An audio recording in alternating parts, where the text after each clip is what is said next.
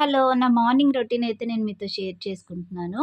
ఇదైతే మార్నింగ్ త్వరగానే ఈరోజు పనయిపోయింది. కుకింగ్ గూడా అయిపోయింది. ఇంక బాబు పడుకున్నాడు. పడుకున్నప్పుడే ఆయనకి ఉగ్గు ప్రిపేర్ చేస్తున్నాను. తయారు చేసి ఉంచుతా అనమాట. లేచేటప్పుడు కొంచెం చల్లగా అయితదని వంట కూడా అయిపోయింది. నేనైతే ఈరోజు పన్నీర్ కర్రీ చేసిన. పన్నీర్ గూడా నేను ఇంట్లోనే హోమ్‌మేడ్ పన్నీరే ప్రిపేర్ చేసినా అనమాట. ఇంకా ఆయన కోసం ఉగ్గు చేసి పెట్టిన. ఇక లేచిండు.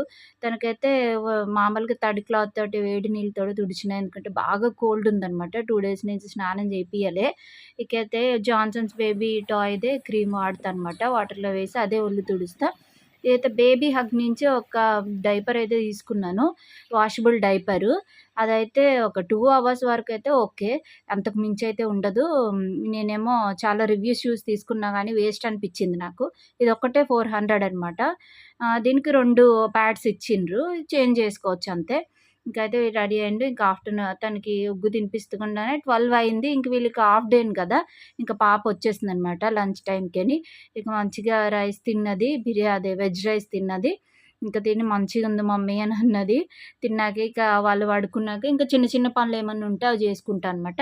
ఇదైతే నా మార్నింగ్ రొటీన్ నేను మీతో షేర్ చేసుకుంటున్నాను. డే 1 నుంచి స్టార్ట్ చేసినా అది ఎట్లా ఎండ్ అయితదో చూడాలి. నచ్చితే మాత్రం నా వీడియోస్ నచ్చితే మాత్రం ఖచ్చితంగా లైక్ చేయండి. మార్నింగ్ రొటీన్ అనమాట. త్వరగా లేస్తే త్వరగా పనయిపోద్ది.